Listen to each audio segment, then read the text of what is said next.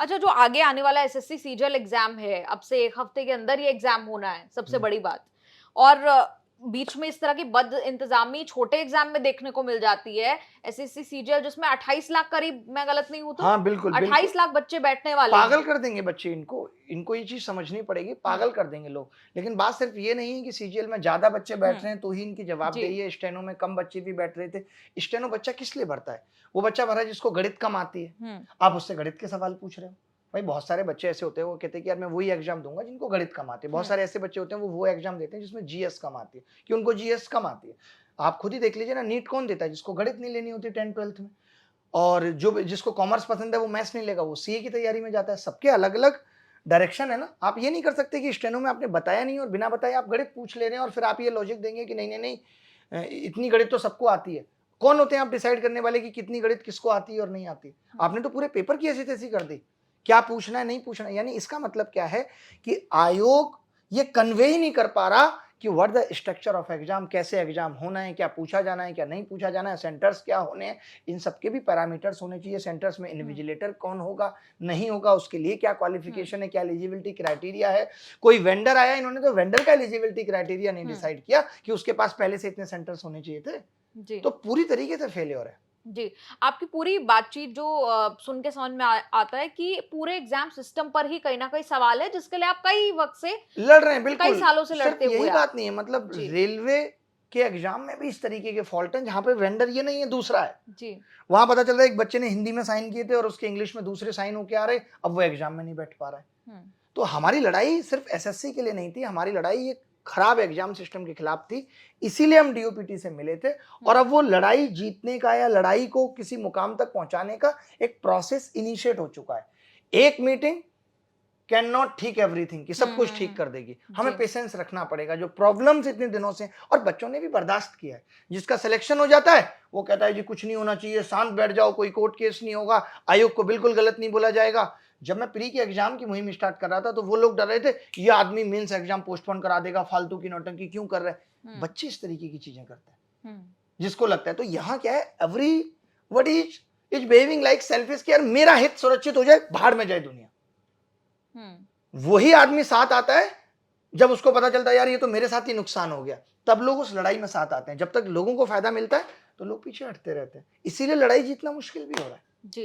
अच्छा, social media पे चूंकि मैंने कुछ ट्वीट्स देखे, कुछ पोस्ट देखे, अलग अलग टीचर्स अलग अलग बात पोस्ट कर रहे हैं, क्या ऐसा भी अब बाहर से नजर आ रहा है कि जो आंदोलन शुरू किया जा रहा था वो बटा बटा भी नजर आ रहा है क्या? हाँ होता है, लेकिन देखिए सबका अपना अपना दिमाग है। और मैं सब शिक्षकों से बस यही गुजारिश करूंगा कि हमें अपनी ईगो को साइड में रख के, जैसे टीचर्स को चाहे लगने लगता है यार इस बात का क्रेडिट मुझे क्यों नहीं मिला, तो डीओपीटी में सब लोग जाके नहीं मिल सकते थे। हो सकता है 2 लोग और मिल लेते।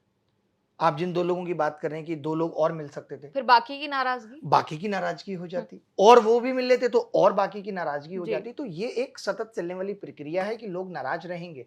आजादी की लड़ाई में गांधी जी ने कब जिताई थी, आज लोग गांधी जी पे भी क्वेश्चन करते हैं। लेकिन उनका ध्येय उस वक्त यही रहा होगा कि भारत को किस तरीके से, जहां 200 वर्ष तक अंग्रेज आजाद कर गए होंगे, आसान नहीं रहा होगा उन अंग्रेजों को यहां से भगाना।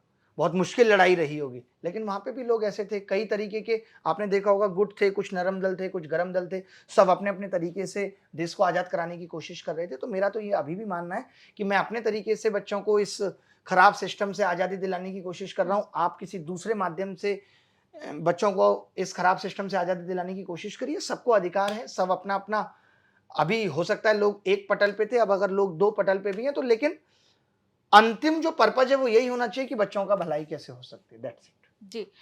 वैसे तो आपको आंदोलन के दौरान हमने कहते सुना कि राहुल गांधी से आपको इतनी सी भी उम्मीद नहीं है, लेकिन हम देख रहे हैं कि विपक्ष की तरफ से अलग अलग पार्टियां हो, अलग अलग पार्टियों की तरफ से आपके समर्थन में बात की जा रही है, आंदोलन पर समर्थन दिया जा रहा है। अब उम्मीद है, क्योंकि मॉनसून सत्र चल रहा है, चाहे तो कोई भी एक सवाल भी अगर संसद में नहीं उठा है, सवाल संसद में जी। उठा है, सवाल पूछा गया है और इस पे काफी देर तक बात हुई है जी कि सरकारी एग्जाम में इस तरीके की दिक्कतें हो रही हैं। आज आप देखेंगे मेरे पास तो सुबह वीडियो आ गया था, उठाया सवाल, संसद में उठ रहा है। सोचिए संसद में सवाल उठने लगा, डिजिटल मीडिया, नेशनल मीडिया, सब ने सवाल उठा दिया। तो मैं इन सब चीजों को भी आगे आने वाली जो जीतें होंगी उसका एक हिस्सा मानता हूँ। हमें पॉजिटिव रहना पड़ेगा। आशावादी लोग ही कोई भी लड़ाई जीतते हैं। ऑप्टिमिस्टिक होना पड़ेगा।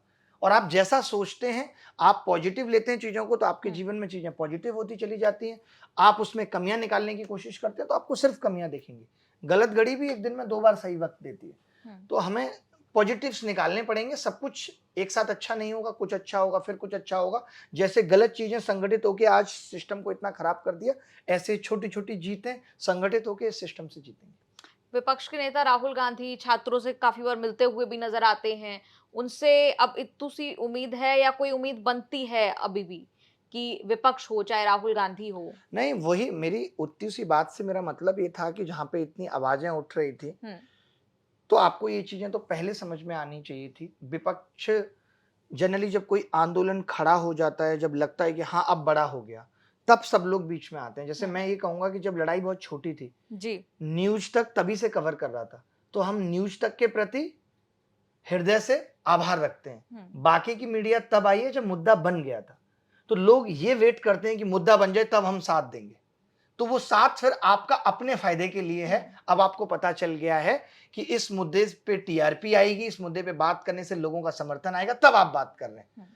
तो मैं उन लोगों का ज्यादा आभारी हूं जिन्होंने शुरुआत के दौर में साथ दिया, क्योंकि उस वक्त आवाज को बुलंद करना मुश्किल हो रहा था। आज तो सब मीडिया दिखा रहे हैं।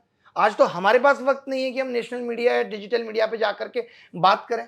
मैं खुद आपके पास तब आया हूं जब मेरा एक इंटरव्यू एक बहुत बड़े चैनल पे एक बहुत बड़े पत्रकार के पास था। मैंने सोचा नहीं कि आपने शुरुआत से हमारा इस चीज में साथ दिया है, तो मेरा फर्ज बनता है कि मैं आपके माध्यम से चीजों को आगे बढ़ाऊं।